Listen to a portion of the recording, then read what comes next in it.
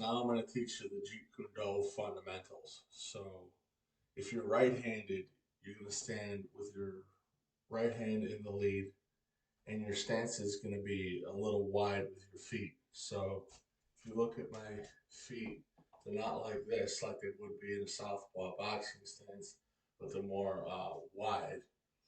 And one of your moves in Jeet Kune Do will be an overhand right, and it goes like this. So I'll do that a few more times so you can observe.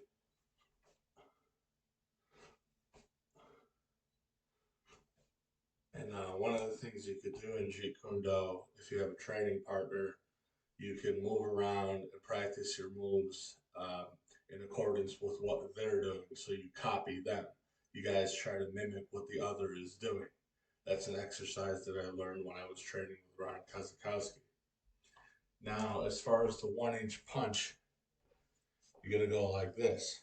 Your index finger is lined up with the target at a diagonal angle, and it's gonna be oblique like this. So you go like that.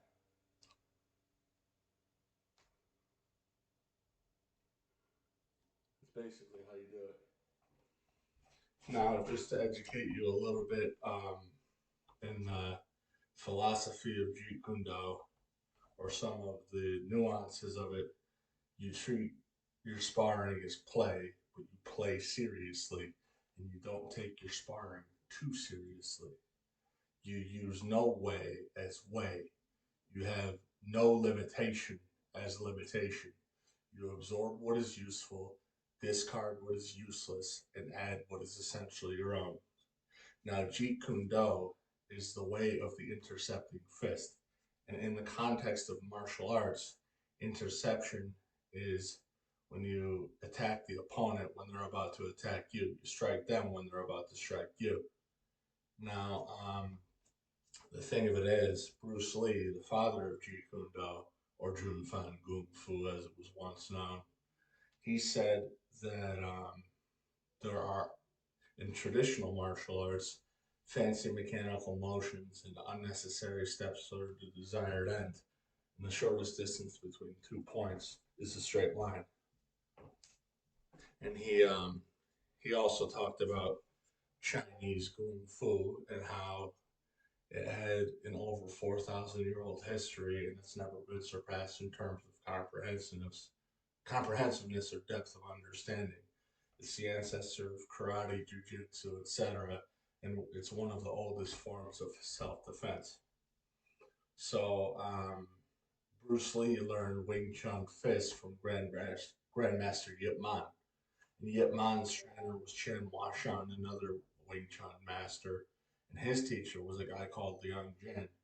And the lineage goes all the way back to Wing Chun herself, who was an ancient nun who developed a system of kung fu that's designed to defeat an opponent bigger, stronger, and faster than you. Now, getting over to boxing techniques, when you're boxing, you want to stand with your feet as though you're on a frontward facing skateboard, and your guard is going to be up when you're doing your boxing. And you want to step into your jab, so you step to your outside.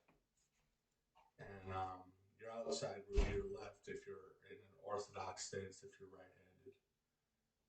Otherwise, if you're southpaw, you step to your right.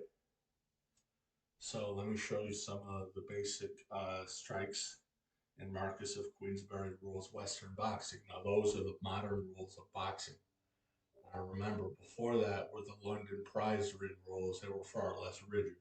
Back then, there would be fights that would last 75 to 80 rounds, and people would be unrecognizable by the end of it. Now, so you got your jab, your right cross, your right hook, your left hook, and your overhand right. So those are your baseline level punches in boxing. Now, when you throw a punch in boxing, you want to snap it back as fast as you threw it out. Snap it back as fast as you threw it out. And when you're training on the bag, you want to throw 2 jabs and a straight right repeatedly and get that down before you move on to other stuff. Now, in karate, the type of karate that I learned, you fight in the T stance. So your back foot is like this. It's sideways. Your front foot is like this. Your left hand is up here to protect your face, and your right hand is down here to protect your stomach and groin. Now the first two katas in the type of karate that I learned were this. They're simply the jab and then this. Jab right, jab, jab right, jab, jab right. Those are the two katas from the most basic level curriculum consecutively. Now, also in this style of karate, you can cup the ears. Again, that's called cupping the ears. And then there's another technique where you go like this. I don't know what that's called. Now, getting over to Tang Sudo,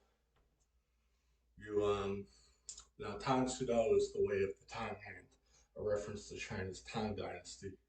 And the Muda Quan organization of Tang Sudo was founded by Grandmaster Huang Qi, who was a Tang Sudo pioneer.